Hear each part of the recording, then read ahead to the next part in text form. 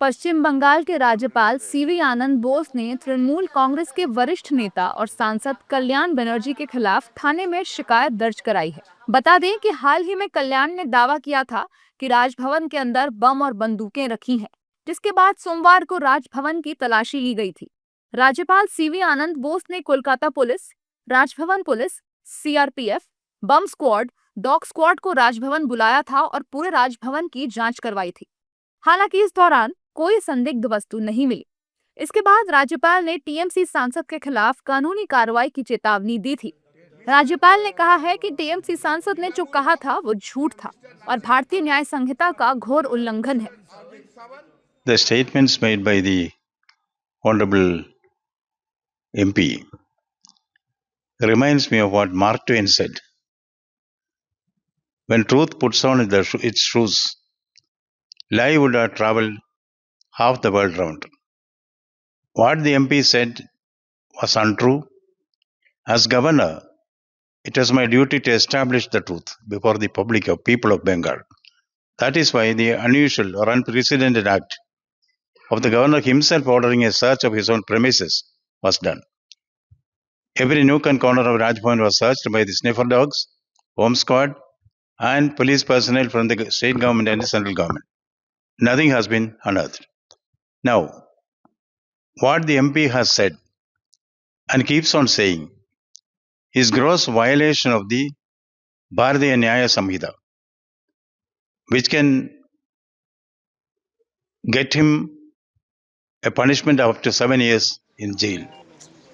सांसद कल्याण बनर्जी पर एफआईआर को लेकर सियासी माहौल भी गर्मा गया है। पश्चिम बंगाल विधानसभा में नेता प्रतिपक्ष शुवेंदु अधिकारी ने कहा है कि ऐसी बयानबाजी करने वाले लोगों पर कार्रवाई होनी चाहिए।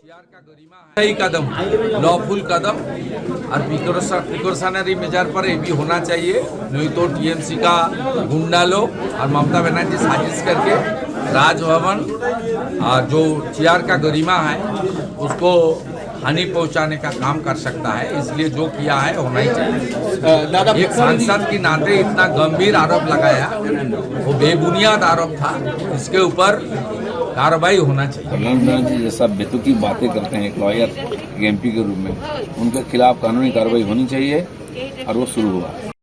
दूसरी ओर टीएमसी सांसद कल्याण बनर्जी के वकील ने भी प्रतिक्रिया देते हुए कहा है कि उन्होंने कोई भड़काऊ बयान नहीं दिया। कल्याण बनर्जी की तरफ से एक फॉर्मल कंप्लेन जमा किया गया है हेयर स्ट्रीट थाना में राज्यपाल सीवी आनंद बोस के अगेंस्ट में। कोई पोस्ट के अगेंस्ट ये कंप्लेन नहीं है।